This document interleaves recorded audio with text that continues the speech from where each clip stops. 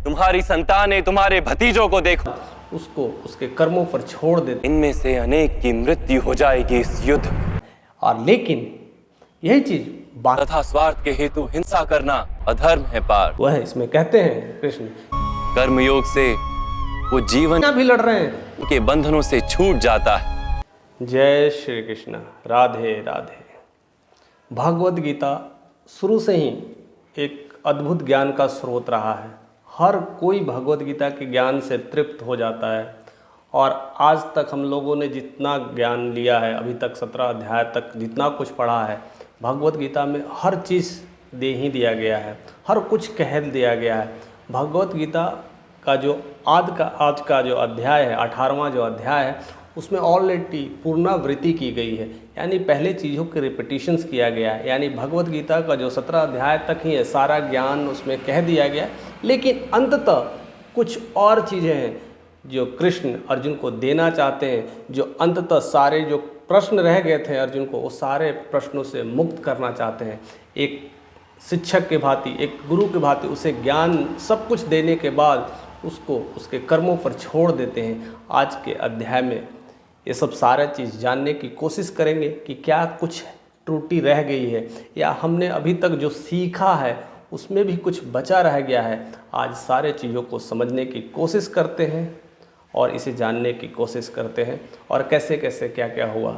मैं मुकेश कुमार साई, एक भारतीय लेखक। मैं कोशिश करूँगा ये सारी चीज़ों को, पूरी मर्म को गहराई से बताऊँ, और हर चीज़ों को कहाँ से ये चीज़ें ली गई है, कैसे कैसे चीज़ें को बताने की कोशिश की गई है, और कृष्ण कैसे अर्जुन को सारे प्रश्नों का हल करते हैं। और इंसान के कई गुण जो इसमें हम बात करेंगे, वो सारे गुणों को चर्चा की गई है। सबसे पहले शुरू से ही हर अध्याय में जैसे अर्जुन को हमेशा शंका होती है, अरे हमेशा क्वेश्चन ही पूछते रहते हैं, उनके मन में क्वेश्चंस बना ही रहता है। और क्यों ना बने, जब तक इंसान के मन में अगर क्वेश्चंस ही ना हो तो उसके जवाब नहीं मिल पाते, अधूरे रह जाते। इंसान वही अधूरापन जीवन लेकर करके भटकते रह जाता है। तो ऐसी स्थिति हमें नहीं होना चाहिए, क्योंकि हम अर्जुन से ही सीख पाएंगे, अर्जुन के गुण से ही सीख पाएंगे। ये जो गुण ज्ञान थे अभी तक छिपा हुआ था, कृष्ण अपने पास संभाले हुए रखे थे, लेकिन एज ए मित्र की भांति उन्हें बदलाव चाहते थे, उन्हें सपोर्ट करना चाहते थे, उन्हें सहायता प्रदान करना चाहते थे। इसलिए वो सारा ज्ञान देते हैं, और उन्हीं की वजह से हमें वो सारा चीज़ मिलता है। तो देखिए कैसे अर्जुन क्वेश्चंस कहते हैं मधुसूदन, आप कुछ तो सब कुछ बता दिया, लेकिन मुझे त्याग के बारे में समझना है और संन्यास यानी मोक्ष के बारे में समझना है। अब मैं जीवन में मोक्ष या सन्यासी बनूं तो कैसे बनूं, त्याग करूं तो कैसे करूं। अक्सर लोगों को देखा है, त्याग का मतलब कहते हैं विवाह के बंधनों से मुक्त हो जाना, संतान जितने भी संतान हैं, पिता है, माता है, उनके बंधनों से मुक्त हो जाना। ऐसे त्याग को ही लोग त्यागी मानते हैं, ऐसे लोग को ही सन्यासी मानते हैं। उसमें से कुछ विद्वान होते हैं, वो कहते नहीं, कर्म के फलों से ही मुक्ति को ही त्याग माना जाता है। लेकिन कुछ जो विद्वान हैं वो इनके अलावे भी कहते हैं कि यज्ञ, दान और तप जो करने वाला है, इसको जो त्याग करता है, यही सबसे बड़ा त्यागी है। लेकिन मुझे संशय हो रहा है कि असली में सन्यासी का त्यागी होने का अस्तित्व क्या है, कौन सा त्याग करना चाहिए, कैसे करना चाहिए। अगर सन्यासी के पद पे हूँ, मैं उस योगी के पद पे हूँ, तो मुझे किस तरह का त्याग करना चाहिए मधुसूदन। और वही कृष्ण समझाने की कोशिश करते हैं, त्याग क्या है, त्याग कैसे करते हैं। अब त्याग समझाने के लिए इंसान को 3 कैटेगरी में रखे गए हैं। उनके गुण के हिसाब से कह सकते हैं, यानी उनके कर्म के हिसाब से उनको 3 कैटेगरी में रखा गया है। और सबसे पहले ये कैटेगरी जानने के लिए उनको ज्ञान से ही आप तौल सकते हैं या जान सकते हैं। यानी ज्ञान के आधार पर हम कैटेगराइजेशन से हम समझ सकते हैं कि मेरे अंदर वो सन्यासी वाला गुण है, वो त्याग वाला गुण है, वो सही है कि नहीं। तो इंसान के ज्ञान के आधार पर उनके 3 गुणों को रखा गया है। जैसे सात्विक गुण है, और राजसिक गुण है, और तामसिक गुण है। जैसा कि हम लोग पहले अध्याय में भी सारी बातें जिक्र किए हुए हैं, लेकिन फिर भी वो फिर से बताते हैं कि ये 3 गुण वाले लोग अलग अलग तरीके से योगी बनने की कोशिश करते हैं। लेकिन जो सात्विक गुण वाले जो लोग होते हैं, वो हमेशा तप करते हैं, हमेशा यज्ञ करते हैं, पूजन करते हैं, ये सब सारे काम करते हैं, और पूरी शास्त्रों के अकॉर्डिंग सारे चीज़ों को करते हैं। चाहे वो लगता है कि गलत है, फिर भी वह कर्म करते हैं, वो सकाम कर समझ कर करके वह कर्म को करते जाते हैं। लेकिन वही जो राजसिक लोग हैं वो जब कर्म करते हैं तो उनके प्रति वो लालसा होता है, किसी चीज़ को पाने की इच्छा होती है और वह किसी न किसी उद्देश्य से करता है। लेकिन वही जो लोग तामसिक होते हैं उनका उद्देश्य होता है लोगों को नुकसान पहुंचाना,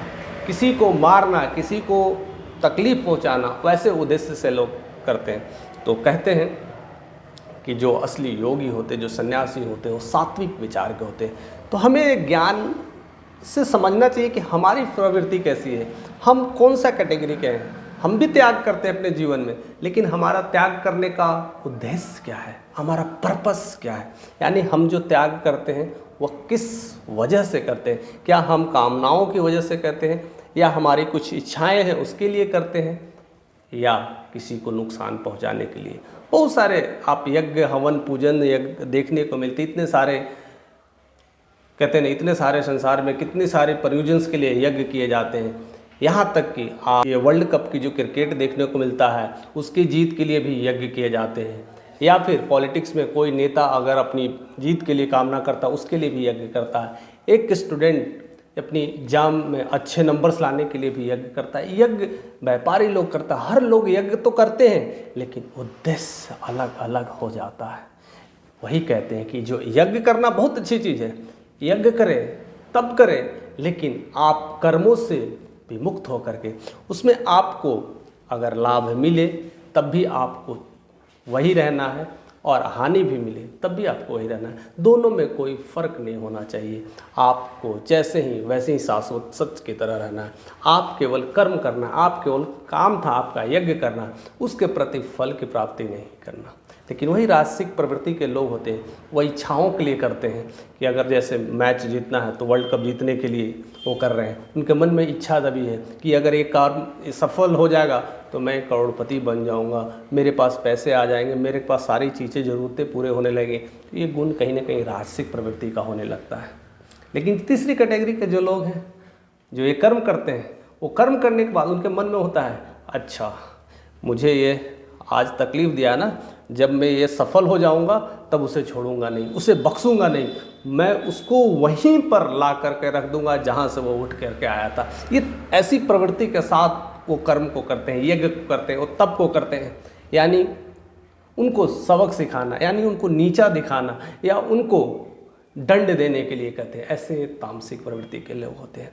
तो हमें यह जानना है कि मैं कौन सी प्रवृत्ति का हूँ, और यही चीज़ कृष्ण अर्जुन को समझाते हैं, और अर्जुन के माध्यम से हमें यह सीखना चाहिए कि हमारी जो प्रवृत्ति है, ये 3 गुणों वाले, यह 3 जो गुण हैं, ये 3 जो ज्ञान है, इस किस ज्ञान में हम भटक रहे हैं, हमें कौन सा ज्ञान मिल रहा है। क्या हम सात्विक विचार के हैं, हम वैसे तप कर रहे हैं, यज्ञ कर रहे हैं, या हम राजसिक विचार के हैं कि उस तरह से कर रहे हैं, या हम तप तामसिक हैं। तो ये सारे चीज़ों को जानने के बारे में कहा गया, और साथ साथ इसके बारे में बताते हैं कर्म के 5 कारण। कई तरह के कर्म होते हैं, बोलते हैं कि कर्म हमेशा अधिष्ठान के लिए किया जाता है, यानी शरीर के लिए कहता है। शरीर में क्या होता है, इच्छा, द्वेष, ज्ञान की बातें की जाती है। दूसरे जो कर्म होते हैं कर्ता, यानी मैं, अपनी इंद्रियों की बात करते हैं। तीसरे तरह के लोग होते हैं अलग अलग चेष्टाओं के लिए करते हैं, जैसे उनको सांस लेना हो, सांस छोड़ना हो, किसी चीज़ को पाना है, ऐसी सारी चेष्टाएँ उत्पन्न हो, किसी को नीचा दिखाना है, ऐसे भी कर्म किए जाते हैं। और जो उनके बाद होता है उनका होता है आधार, यानी साधन के लिए, इच्छा प्राप्ति के लिए, और एक दैविक कर्म होते हैं। तो इस तरह से कर्मों का बंटवारा किए गए हैं। लेकिन साथ साथ ये कहते हैं ये सब सारे जो कर्म हैं वो मन, वाणी और शरीर से ही प्राप्त किए जाते हैं। मन में अगर जैसा होंगे कर्म अकॉर्डिंग्स आपका होने लगेगा, जैसे आपकी शरीर की वृत्ति होगी वैसे ही आपका होने लगेगा। वाणी जैसा होगा वैसा ही कर्म होने लगेगा। ऐसा नहीं है कि आप किसी महापुरुष से मिलने जा रहे हैं, आपकी वाणी अगर अच्छी नहीं है तो आप चाह करके भी मिल नहीं पाएंगे, चाह करके भी उनके साथ वार्तालाप नहीं कर पाएंगे, क्योंकि हमारा वाणी ही वहाँ तक पहुँचा पाता है। यानी हम कर्म करते हैं तो पहले से ही हमारा दृढ़ क्लियर होता है, हमारा संकल्प होता है, हमारा वाणी कैसा, हमारा शरीर कैसा, हमारा व्यवहार कैसा है, उसके अकॉर्डिंग्स कर्म होते चले जाते हैं। हम चाह के भी सोचते हैं कि नहीं मैं उनसे मिल लूँगा। अगर कोई अज्ञानी सोचता है कि मैं एक अच्छा ज्ञानी इंसान से वार्तालाप कर लूँगा, उनसे डिस्कशन कर लूँगा, वो चाहता है लेकिन उनके कर्म उसको करने नहीं देते हैं। और यही बात समझाने की कोशिश कर रहे हैं और यही कृष्ण अर्जुन को इस तरह से इशारा भी दे रहे हैं। कहते हैं कि कर्म को समझो। आप कहते हो कि मैं अपने गुरुजन भाइयों को नहीं मारूंगा, युद्ध नहीं करूंगा, ये मोह है, लेकिन कर्म तो है, आपको करना है। क्योंकि कर्म किस लिए करना है कि आप तो क्षत्रिय हो, क्षत्रियों का कर्म तो ऐसा होता है। वो इंडिकेशंस भी दे रहे हैं कि कर्म करना स्वाभाविक है। अगर आप चाह के भी नहीं करोगे ना तो ऐसा होगा कि आपके दूसरे पक्ष यानी कौरव पक्ष के लोग आप पे आक्रमण कर देंगे। तो क्या आप हाथ धरे रहेंगे?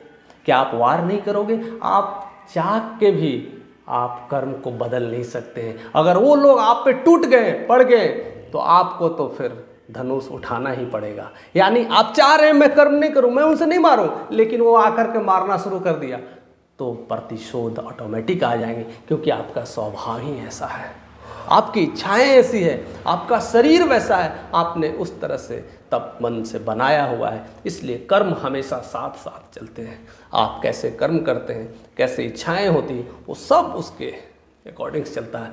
तो कई लोग सोचते हैं मैं बहुत ताकतवर हूँ, मैं पंडित हूँ, मैं पूजा पाठ करता हूँ, मैं किसी को नुकसान नहीं पहुँचाता हूँ।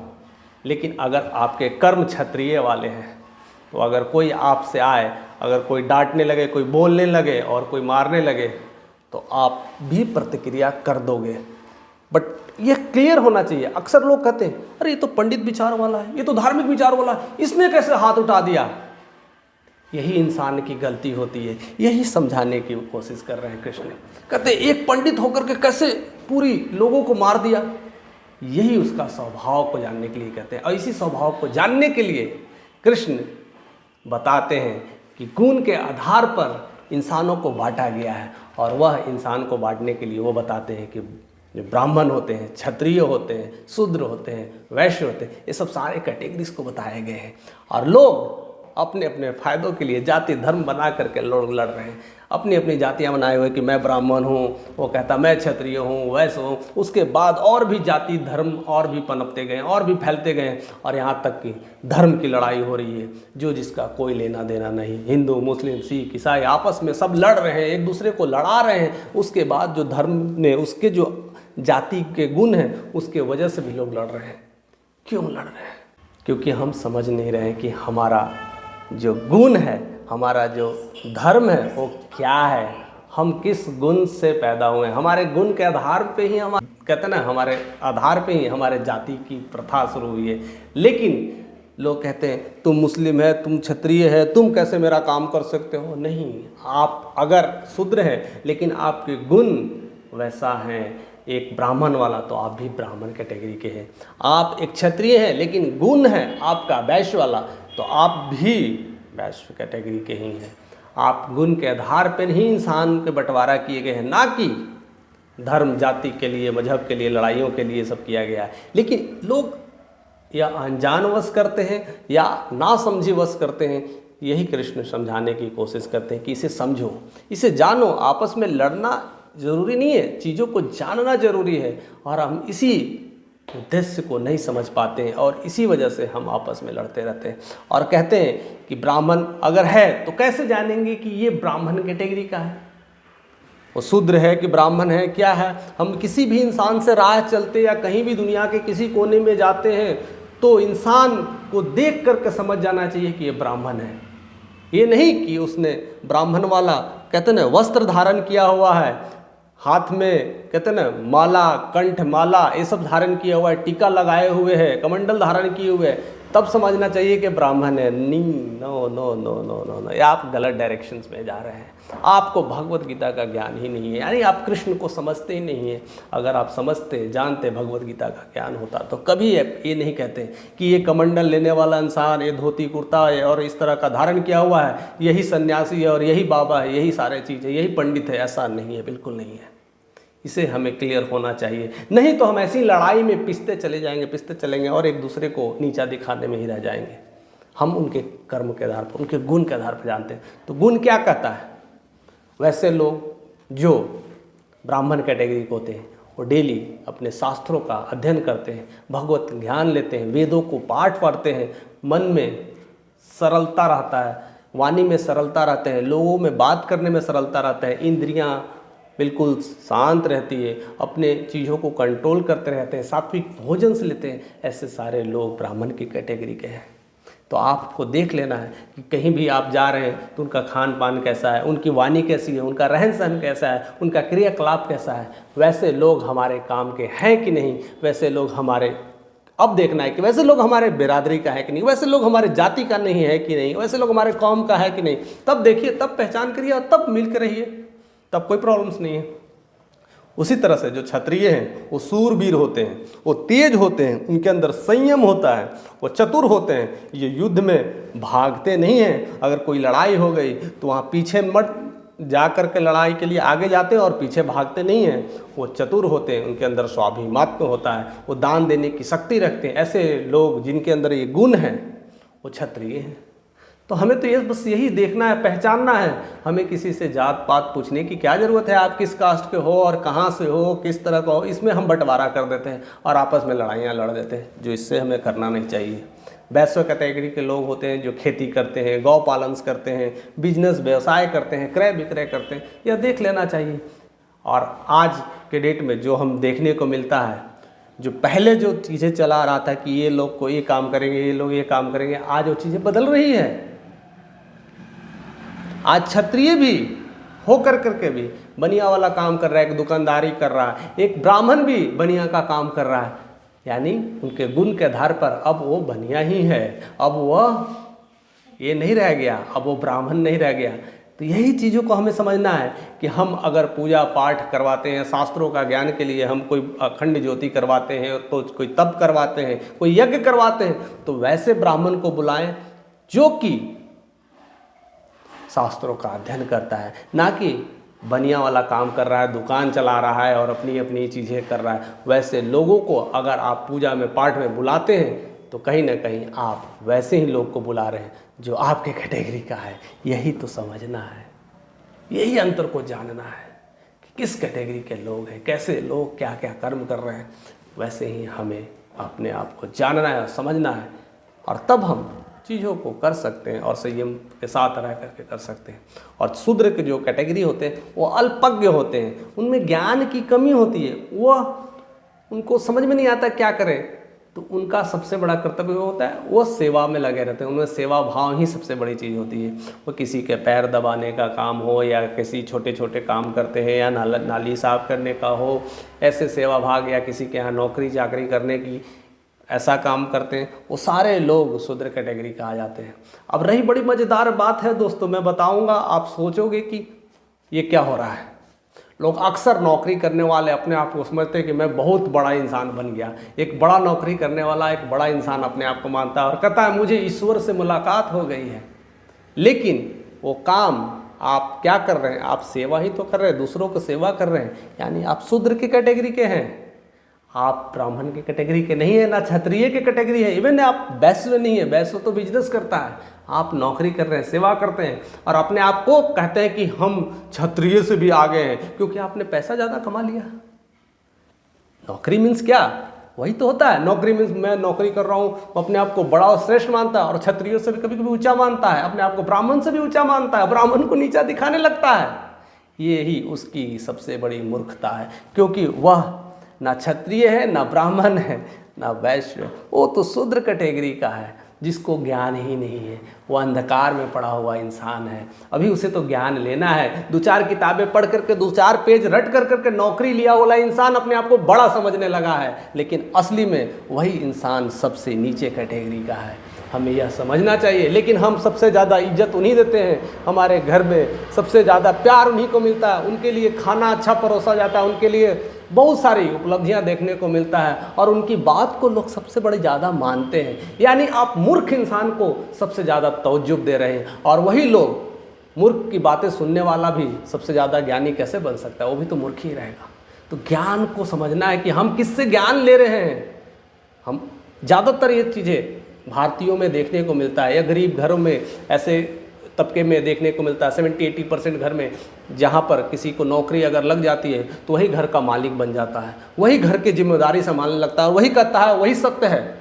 उसके बातों को उसके गार्जियन तक, उनके पिता, उनके दादा तक भी मानने लगते हैं। कहते हैं कि नौकरी कर रहा है, कमा रहा है, और इसके आधार पर बंटवारा कर देते हैं और लड़ते हैं, क्योंकि वह तो शूद्र था, उसे तो अज्ञान के श्रेणी में रखा गया। जिसका ज्ञान ही नहीं है वो तो दूर है, कर्मों से दूर है, अपने दूसरों की सेवा से दूर है, उसको तो सेवा करने का काम रखा गया है, यानी सबसे निम्न कैटेगरी में रखा गया है। कृष्ण तो सबसे कहते हैं कि ये सबसे नीचे कैटेगरी का लोग हैं, और वही हम बढ़ावा दे देते हैं। तो हमें समझना है कि हमें ज्ञान कैसा लेना है। हमें अपने शास्त्रों का जरूर ज्ञान लेना है कि जीवन का असली ज्ञान ही है शास्त्रों का ज्ञान। अगर वो जिसे मिल जाता है, उससे जो ज्ञान प्राप्त होता है, वो गोपनीय ज्ञान जो कृष्ण देना चाहते हैं भगवत गीता के माध्यम से, अगर वो प्राप्त हो जाए तो ऐसी तमाम नौकरियों से लोग जो परेशान हो रहे हैं, उसके लेकर के भीड़ में फंसे हुए हैं, उनसे मुक्त हो जाएंगे और कुछ नया बदलाव के लिए करेंगे।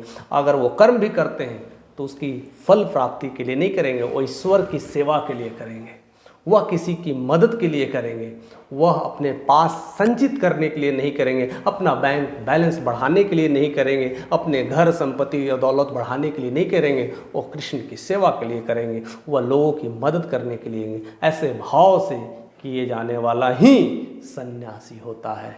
सन्यासी ऐसा नहीं है कि सन्यासी के लिए आपको ब्राह्मण ही होना पड़ेगा और ब्राह्मण ही सन्यासी होता है, ये भी अंधविश्वास है दोस्तों। अक्सर लोग इस चीज़ों को समझ नहीं पाते। लोग अक्सर यही देखते हैं कि जो लोग पंडित हैं, जो पूजा पाठ कर रहे हैं, वही उन्हीं को मुक्ति मिलती है, वही सन्यासी उन्हीं को मोक्ष मिलता है और बाकी लोग को नहीं मिलता है। ये गलत है। अगर ऐसा होता तो अर्जुन को मोक्ष नहीं मिला होता, अर्जुन सन्यास की सिद्धि को प्राप्त नहीं किया होता। ये ज्ञान ही है जो उस पथ को चल ले, जो कृष्ण को समझ ले और कृष्ण में ही खो जाए। असली ज्ञानी तो वही है, उसी को तो मोक्ष मिलता है। उसके लिए आपको जरूरी नहीं है कि आपको ब्राह्मण होना पड़ेगा या क्षत्रिय होना पड़ेगा या शूद्र होना पड़ेगा या वैश्य होना पड़ेगा। इवन शूद्र को भी, जिसमें मैंने नौकरी वाली कैटेगरी में रखा है, जो सेवा भाव से, तो सेवा भाव किसकी कर रहा है, ये इंपॉर्टेंट है। सेवा भाव किसकी कर रहा है?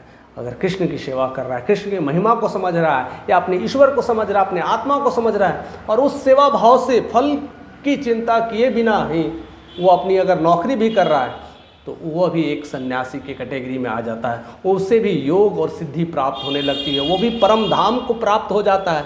यही हमें समझना है। लेकिन यह चीज़ ना समझ करके आपस में टकराव, लड़ाइयाँ और यह बदलाव देखने को मिलता है। तो यह कृष्ण बार बार समझाने की कोशिश करते हैं, कहते हैं कि इस चीज़ को समझना है, और उसी प्रकार आगे बात करते हैं। इंसान को बुद्धि होना चाहिए, सात्विक बुद्धि होना चाहिए, और उसके बाद उसकी वृत्ति होना चाहिए, सात्विक वृद्धि होना चाहिए। ऐसे लोग ही संन्यास को प्राप्त करते हैं। अब बुद्धि का मतलब क्या होता है? बुद्धि कैसा है? गृहस्थ में रहते हुए फल का त्याग करना, परमात्मा के साथ रहना, ऐसे लोग अच्छे कहते हैं सात्विक बुद्धि वाले होते हैं। लेकिन वही जो लोग रासिक बुद्धि वाले होते हैं, और धर्म अधर्म में भेद पैदा करते हैं, दूसरों को लड़ाते हैं, संदेह में रहते हैं, किसी को डराने का काम करते हैं। और तामसिक वाला भी लोग ऐसे ही करते हैं, अधर्म का साथ देते हैं।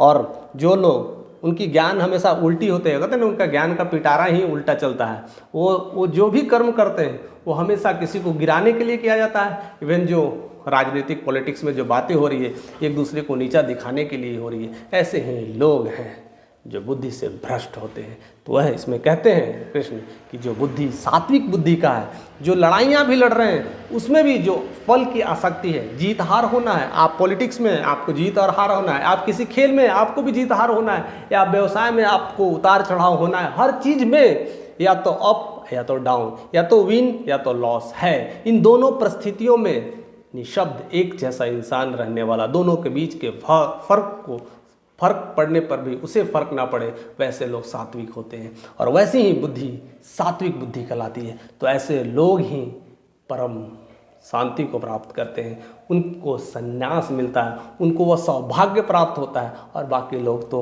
रासिक प्रवृत्ति को होते हैं, तामसिक प्रवृत्ति को होते हैं। उसी तरह से वृत्तिक होते हैं। वृत्तिक माने सात्विक, आपका जो भगवान के प्रति धारण करने की शक्ति, इंद्रियों को धारण करने की क्षमता होती है, वो वृत्ति कहलाती है। आप इंद्रियों को किस तरह से धारण किए हुए, किस तरह से रह रहे हैं, किस तरह से आपका उठना बैठना और ईश्वर के प्रति ध्यान लगाना, आप उनको किस तरह से भजन करते हैं, अपनी मुक्ति के लिए अपने उनके ऊपर मेहरबान रहते हैं, ये सब सारी चीज़ें करना चाहिए।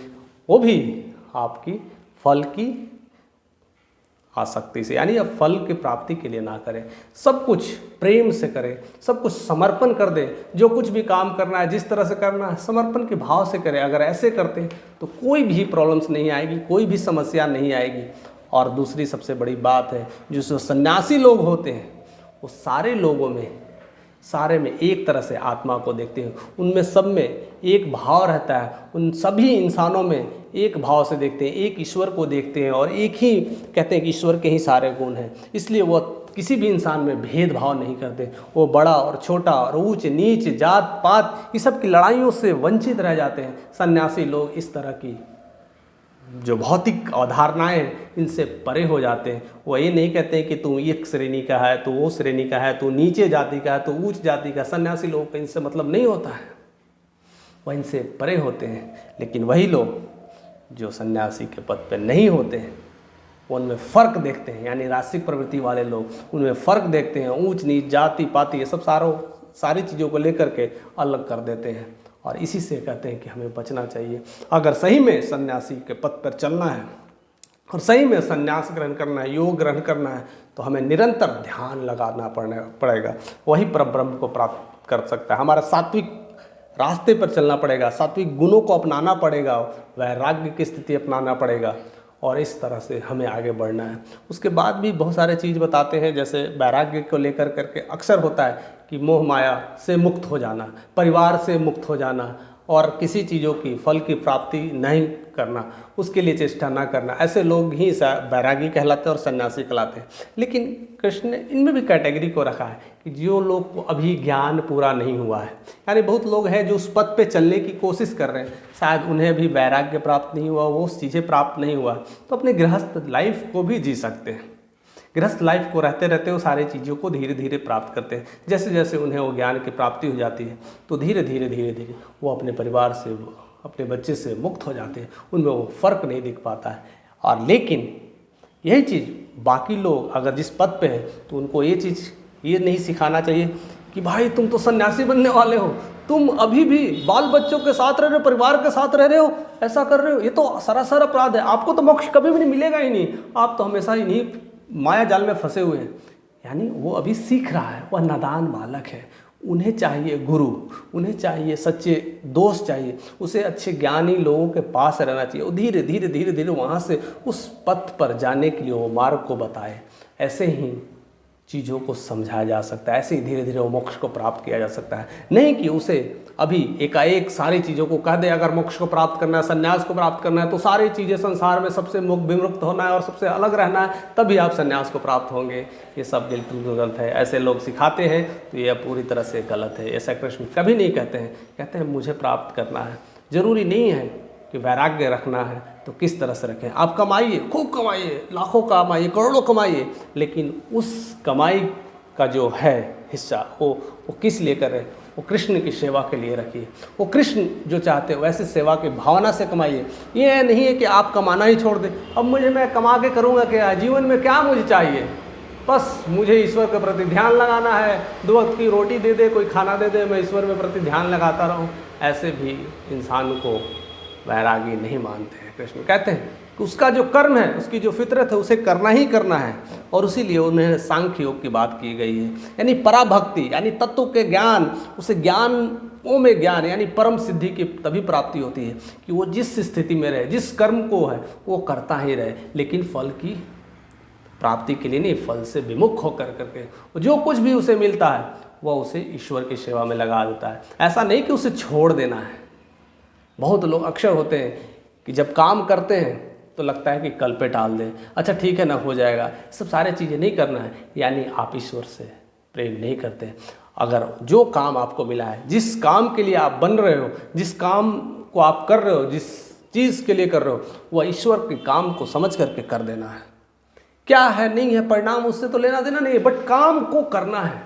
वो जो भी फल की प्राप्ति होगी वो सब फिर ईश्वर को दे देना है, उन्हीं को समर्पित कर देना है। अपने पास क्या रखना है, सब कुछ ईश्वर से, और उनसे यही कहना है कि हे ईश्वर, सब कुछ आपका ही है, मेरा तो कुछ है ही नहीं। जो जैसे करना चाहते हो, जिस तरह से करना चाहते हो आप करो, मेरा काम है कर्म करना, मैं करूँगा, मैं उसमें पीछे नहीं हटूँगा, मैं करता रहूँगा, मैं करता रहूँगा, मैं करता रहूँगा। बाकी जो फल है जिस तरह से प्राप्ति होना वो आप समझो।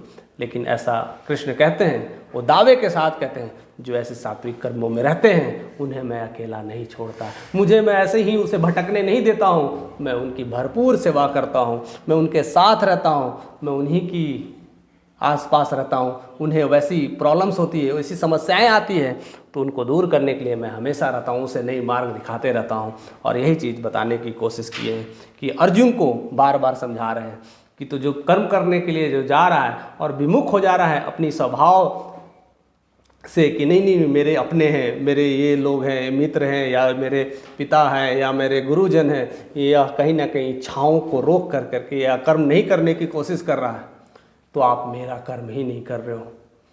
आपका स्वभाव था क्षत्रिय, आप तो लड़ोगे ही लड़ोगे, लेकिन फिर भी आप नहीं कर रहे हो।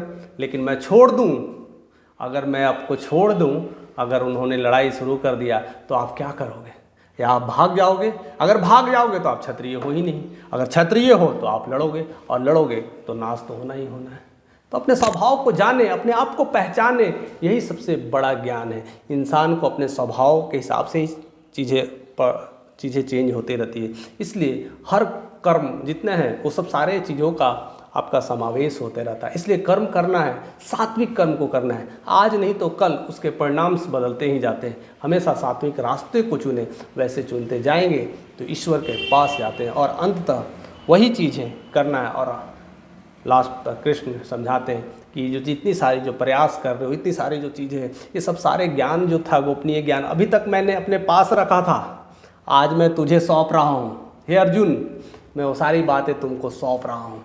ये चीज़ जो भी ज्ञान था अभी ये जो रखा हुआ था वो सब कुछ मैंने आपको दे दिया है। अब तू जो चाहता है, तुझे जैसे करना है, तुझे इस धरती पे क्या करना चाहिए वो तू कर, क्योंकि सारे ज्ञान मिल गए। और यही काम गुरु का होता है। गुरु अपने शिष्य को सारा ज्ञान देते हैं, और ये नहीं कहते कि मैं तुम्हारे साथ युद्ध में चलूँगा और मैं भी मारूंगा, ये नहीं कहते हैं। उनका काम होता है ज्ञान दे देना, और उनकी विचारों को रख कर करके वह युद्ध लड़ता है, और उसमें जीत और हार दोनों जो होना होता है। लेकिन वो अपने गुरु के विचारों के साथ रह करके युद्ध लड़ता है। या आपने सीखा है, जो भी कुछ सीखा है, या आप एग्ज़ाम देते हो तो एग्ज़ाम में आपके पास गुरुजी बैठे नहीं होते हैं, उनके विचार बैठे होते हैं, उनके ज्ञान बैठे होते हैं। वही ज्ञान से आप एग्ज़ाम क्लियर करते हो। तो एग्ज़ाम क्लियर करना आपका है कि आप क्लियर करें या ना करें, या तो आप छोड़ दें एग्ज़ाम में, मुझसे नहीं होगा तो अलग बात है। तो आपको अपने सब पे कंट्रोल रखना है। आपको सारा ज्ञान मिल गया है, अब आपको परीक्षा देना है कि हम क्या करें। तो इस तरह से कृष्ण कहते हैं, तू जा, तुझे जो करना है मैं तुझे आज सब ज्ञान दे दिया। और साथ साथ ये भी कहते हैं कि तू टेंशन मत ले, तू परेशान मत हो, तू मेरा सखा है, तुझे तो मैं भटकने नहीं दूंगा। मैं यह वादा करता हूँ कि तुम मेरी भक्ति में लगा, तुम्हें मोक्ष मिलेगा, तुम्हें सारी संसारिक जो बंधन है, जो टेंशन है, वो समस्याएं हैं, वो सबसे दूर हो जाएगा। इसलिए तुम मेरा ही काम कर, तुम्हें वो टेंशन लेने की ज़रूरत नहीं है। और यह बात समझा कर करके कृष्ण अर्जुन को सब कुछ बताते हैं, और अर्जुन फिर उस रास्ते से आकर के वो सारे ज्ञान को, अनुभव को अपने मन में उतारता है, अपने दिल में उतारते हैं, और पूरी तरह से फिर वह युद्ध करते हैं। और युद्ध करने के बाद वो फिर बाद में मोक्ष को प्राप्त करते हैं और कृष्ण के धाम चले जाते हैं। जैसे ही कृष्ण जाते हैं, उनको पता चलता है, तो वो भी उनके धाम जाने की तैयारी करने लगते हैं। तो इसलिए जीवन को समझने के लिए हमें ज्ञान की ज़रूरत होती है। और ज्ञान हमें कहाँ से मिलेगा? वो सब भगवत ज्ञान से मिल सकता है, वेदों से मिल सकता है, सांख्य योग से मिल सकता है, दर्शन से मिल सकता है। ना कि 2-4 पन्ने और किताबें पढ़ लेने से वो सारे ज्ञान मिल जाएंगे और अपने आप को कह सकते हो कि हम ज्ञानी हैं और ये हैं। ये 2-4 किताबें हमें पढ़ कर के सारे जीवन को नहीं सिखा सकता है। 2-4 किताबें जो मिलती है और जो पढ़ाइयाँ हम लोग पढ़ते हैं, उससे आप एक नौकरी कर सकते हो, एक नौकर बन सकते हो। लेकिन जो असली ज्ञान है, जो भगवत ज्ञान है, जो कृष्ण का ज्ञान है, जो गोपनीय है, जो अपनी कहते हैं शास्त्रों में छिपा है, ये सब ज्ञान अगर आपको मिल जाता है तो आपकी नैया पार है, आप परम धाम को प्राप्त कर लेते हैं, आपको मुक्ति मिल ही जाती है, आप सन्यासी के रास्ते पे चले जाते हैं। नहीं तो ऐसे ही आपका भटकना है, चलते रहता है, आना जाना लगा रहता है। तो चुनाव आपका है कि मैं ऐसे ही भटकता रहूं, मैं ऐसे ही लाइफ जीता रहूं, कि या तो भगवत के साथ लाइफ जीऊँ या तो कृष्ण के लाइफ जीऊँ, मैं उन्हीं में समा जाऊँ। जो अच्छे सन्यासी होते हैं वो कृष्ण को समझ लेते हैं, वो जान लेते हैं और बस उनमें ही गोता लगा करके अपने आप को तृप्ति पा लेते हैं और मस्त रहते हैं, मस्त जीवन जीते हैं। और कृष्ण बाकी का काम तो कृष्ण करते ही रहते हैं। इसलिए आज भी बहुत बड़े बड़े जो सन्यासी हैं, देखिए मर्सिडीज़ पे चल रहे हैं, अच्छे अच्छे गाड़ियों पर चल रहे थे, प्राइवेट जेट में चल रहे हैं, उनकी सारी सुविधाएं, लेकिन काम कृष्ण के लिए करते हैं। बाकी काम तो कृष्ण खुद ही उसको करा देते हैं। लेकिन जो लोग भटकते रहते हैं कि मुझे चाहिए फल की प्राप्ति के लिए करते हैं, वो इसी में भटकाव में पड़े रहते हैं, वो इसी चीज़ों में भटकते रह जाते हैं और उन्हें वो मिलता नहीं है। लेकिन बहुत सारे जो महर्षि हैं, ऋषि हैं, जो भी सन्यासी हैं, जो कृष्ण के साथ हैं, उन्हें देखिए सारी सुविधाएं मिलती हैं, सब चीज़ जाते हैं, क्योंकि है तो भी कृष्ण के साथ, कृष्ण तो साथ में है, तो उन्हें सारी सुविधाएं क्यों न मिले। इसलिए इस अध्याय के अंत तक कृष्ण यही कहते हैं, तू टेंशन्स ना ले, मैं हूँ ना तेरे साथ, तू बस मुझ में भक्ति लगा, तू देख मैं क्या क्या करता हूँ। तो इसलिए उनके माध्यम से हमें यह भी जानने को मिलता है कि जैसे वह ज्ञान गोपनीय था, अभी तक कृष्ण ने किसी को नहीं बताया था, अर्जुन को जो बयान दे रहे हैं वो उनके माध्यम से आज हमें वो मिला है। तो भगवत गीता यह सीखने से, उनके ज्ञान से हमें जो ज्ञान मिला है, तो उसको ज्ञान को अपने जीवन में उतारें और ऐसे जीवन में बदलाव लाएं।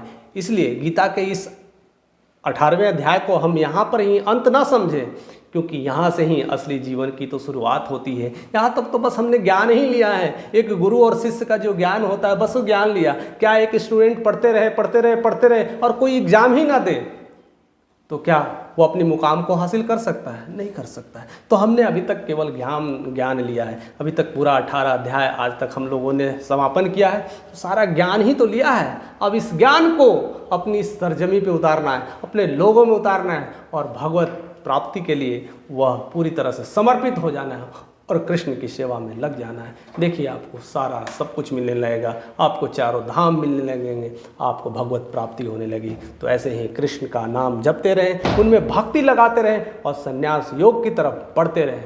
तो इसी तरह से प्यार देने के लिए और ऐसे ही आगे बढ़ते रहने के लिए, हमारे साथ जुड़े रहने के लिए आपका तहे दिल से शुक्रिया। जय श्री कृष्ण।